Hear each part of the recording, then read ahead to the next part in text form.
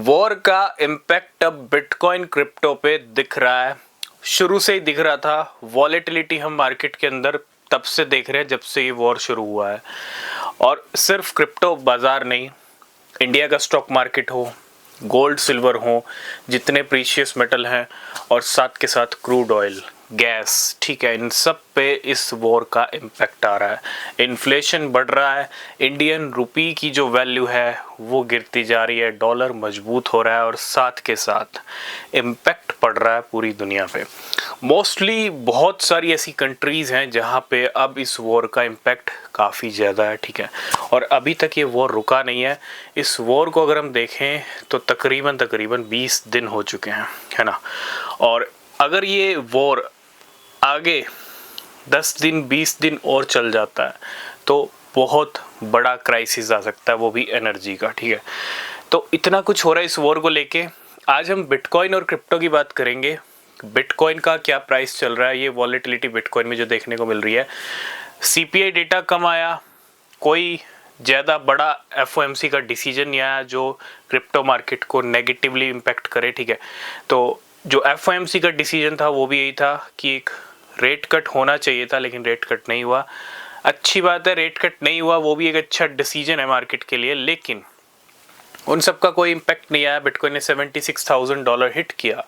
76 hit करने के बाद बिटकॉइन वापस आ चुका है $71,000 पे। आप सभी का वेलकम है। अगर आप किसी भी क्रिप्टो में इन्वेस्ट कर रहे हो, बिना रिसर्च के कुछ भी मत करना, वो सबसे ज़्यादा ज़रूरी है। टेलीग्राम चैनल को ज्वाइन कर लेना, ठीक है। इस वॉर का इम्पैक्ट कल आपने देखा होगा, क्योंकि अब जो यूएस इजराइल की एयर स्ट्राइक हुई थी ईरान के ऊपर अभी 2 दिन पहले, वो एक बड़ा साउथ पार्ट्स की अगर हम बात करें, वहाँ पे एक बड़ी एयर स्ट्राइक हुई थी। उसके बाद ईरान ने तकरीबन 9 से लेके 10 कंट्रीज़ के ऊपर अटैक किया। मैं सऊदी अरेबिया की बात करूँ, मैं कतर की बात करूँ, इनके जितने नेचुरल गैस प्लांट हैं, बड़े बड़े प्लांट हैं, इनके ऊपर अटैक किया ईरान ने। और इसके बाद क्रूड ऑयल पे पूरा इम्पैक्ट आ रहा है। क्रूड ऑयल बढ़ रहा है, बाकी सब मार्केट के ऊपर नेगेटिव इम्पैक्ट आ रहा है। गोल्ड सिल्वर से $3 ट्रिलियन का वाइप आउट हुआ कल। बिटकॉइन से भी अच्छा खासा वाइप आउट हुआ। $69,000 का लेवल दिखा था बिटकॉइन का। अगर कुछ बढ़ रहा है तो वो सिर्फ क्रूड ऑयल बढ़ रहा है। और अब आगे क्या हो सकता है, बिटकॉइन की पॉसिबिलिटीज़ यही है। $80,000 के दर्शन भी कर सकते हैं, हो सकता है $60,000 से नीचे भी चले जाएं, क्योंकि ये वॉर आपको वॉलेटिलिटी दिखाएगा मार्केट के अंदर।